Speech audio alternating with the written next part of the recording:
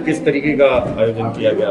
आज Shrimati Mahadevi college Sukaul Mainpuri road Bharaul में एक सेमिनार का आयोजन किया गया, जिसमें doctor VR Ambedkar university Agra की vice chancellor professor doctor Ashurani ji मुख्य अतिथि थी। डॉक्टर सलिल वर्मा जी पूर्व प्राचार्य LR डिग्री कॉलेज एवं पूर्व अध्यक्ष माध्यमिक शिक्षा चयन बोर्ड कीनोट स्पीकर थे। डॉक्टर अजय सिंह जी और इस क्षेत्र के सभी डिग्री कॉलेज के प्राचार्य यहाँ मुख्य अतिथि के साथ उपस्थित थे। क्या मैसेज दिया गया?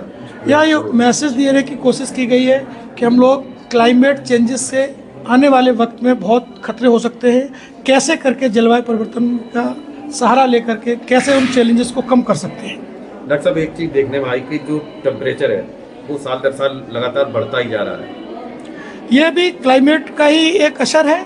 इसके लिए हम लोग क्या क्या काम कर सकते हैं, इसी पर सारे विद्वान वक्ताओं ने अपने अपने विचार रखे हैं और हमारी भी यही प्रयास है कि इस क्षेत्र के बच्चों तक ये सारी बातें पहुँचे, जिससे क्लाइमेट का जो लाभ है हम लोगों को मिल सके। क्योंकि हमें ऐसा महसूस होता है कि हम ये अंतिम पीढ़ी होंगे जो क्लाइमेट परिवर्तन में कुछ कर सकते हैं और पहली पीढ़ी होंगे जो इस पर हमें प्रभाव देखने को मिलेगा।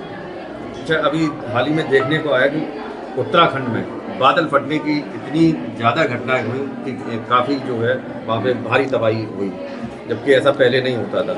आपने देखा होगा उत्तराखंड की घटना रही हो या हिमाचल की घटना रही हो, आप यूपी की घटना ले लीजिए। मुझे लगता है 3 जून को पहली बारिश हुई थी और अभी 27-28 तारीख तक लगातार बारिश हुई है। ये 5 महीने बारिश इस क्षेत्र में रहे, ये भी क्लाइमेट परिवर्तन का ही एक असर दिख रहा है। अब ये हम लोगों ने सुधार नहीं किया तो मैंने पहले ही कहा था कि हम लोग आखिरी पीढ़ी होंगे जो इसका असर झेल पा रहे हैं। हमारे बाद जो पीढ़ी आने वाली है वो इसका असर नहीं झेल पाएगी। सुधार करने के लिए भी हम इसकी आखिरी पीढ़ी है, हमें जो सुधार करना है कर लें, हमारे बाद सुधार करने का मौका प्रकृति नहीं देगी। इसका क्या उपाय है? इसका उपाय आज डॉक्टर साहब ने भी बहुत कुछ बताया था कि हम लोगों को प्लास्टिक पर काम करना होगा, हमको सोलर एनर्जी पर काम करना होगा, हमको परिवहन पर काम करना होगा, हमको डीजल पेट्रोल के बचाव के साथ साथ ईवी की कार का यूज़ करना होगा, हमको इलेक्ट्रिसिटी को छोड़ करके सोलर पर आना होगा, ग्रीन एनर्जी पर आना होगा, हमें अपने गाँव में जो गोबर होता है उसकी खाद का यूज़ करना होगा, उसकी एनर्जी जो बनती है उसका यूज़ करना होगा, तभी हम सब इस प्रकोप से बच सकते हैं। आज ये नेशनल कॉन्फ्रेंस है, ये किस संदर्भ में हुई और क्या उद्देश्य था इस कॉन्फ्रेंस का? डॉक्टर भीमराव अंबेडकर विश्वविद्यालय से संबद्ध हमारा महाविद्यालय श्रीमती महादेवी PG कॉलेज जो कि शिकोहाबाद में है, इसमें 2 दिवसीय राष्ट्रीय कॉन्फ्रेंस हुई है, energy and sustainability tracking the global climate change. इस विषय पर 2 दिन का ये आयोजन है।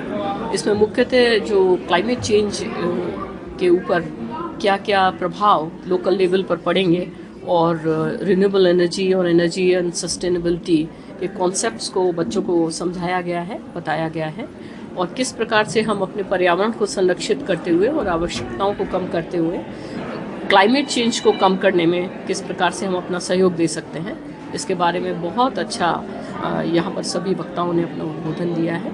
कार्यक्रम 2 दिन तक चलेगा और मुझे पूरी उम्मीद है कि इस कार्यक्रम के पश्चात यहाँ के छात्रों में पर्यावरण के प्रति जो चेतना आएगी और खुद ग्लोबल लेवल के इस जो चेंजेस हैं, वेदर चेंजेस हैं, जो भी क्लाइमेट वेरिएबिलिटी है, उसको किस प्रकार से हम लोकल लेवल पर देख सकते हैं, इसके बारे में अपना कंट्रीब्यूशन जरूर देंगे। क्या क्या जानकारी दी गई है छात्रों को? बहुत सारी जानकारी दी गई है। इसमें यह भी बताया गया कि हमारी भारतीय ज्ञान परंपरा में और पूर्व से ही हमारे मनीषी सभी जो भी जितने भी प्रकृति के जो सोर्सेस हैं, जल है, वायु है, सूर्य है, सभी की पूजा करते आए हैं और उसका एक मुख्य कारण यही है कि वो जीवन के लिए बहुत आवश्यक हैं। तो इसीलिए उनको संरक्षित करना और उन्हीं पर हम उनको किस प्रकार से क्लाइमेट चेंज के रूप में देखते हुए हम देखें कि हम उनको संरक्षित करें और कम से कम पोल्यूशन करें, तभी ज़्यादा से ज़्यादा पेड़ लगाएं, तभी हम एक जो टेम्परेचर राइज है या फ्लैश फ्लड्स की कंडीशंस है या रेन इवेंट्स है, उन सबको कम कर सकते हैं।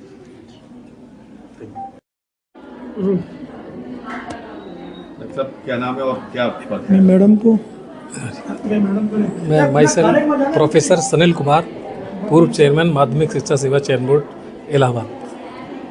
अच्छा, अभी देखने में आया कि तमाम वक्ताओं ने जी। इस पे बयान दिए।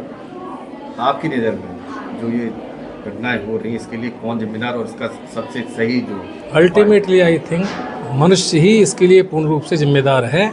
मनुष्य को स्वयं में अपने में परिवर्तन लाना होगा, तभी ये क्लाइमेटिक चेंज जैसी समस्याओं का हम लोग सामना कर सकते हैं, अन्यथा की स्थिति में नहीं। आप देख रहे हैं प्रकृति में बहुत से जीव खत्म हो गए, बहुत से पेड़ और दरख्त जो है समाप्त होते जा रहे हैं। This is the outcome of the climatic change for which only man is responsible. अभी जब बाढ़ आई, जो ये घटना देखने को मिली, उस बाढ़ के पानी के साथ में तमाम कटे हुए पेड़ों की लकड़ियां देखने को मिली। तो क्या जो लगातार पेड़ों का कटान हो रहा है, क्या ये पेड़ भाई प्रकृति तो सब कुछ है ही, अगर डिफोरेस्टेशन इस तरह होता रहा, वृक्षों का कटान हम लोग करते रहे, तो पूर्ण रूप से प्राकृतिक चेंज, क्लाइमेटिक चेंज होना ही है। और वो इस पीढ़ी के लिए नहीं, आने वाली पीढ़ियों के लिए भी बहुत ही घातक सिद्ध होगा, ऐसा मेरा मत है। Okay, thank you very much.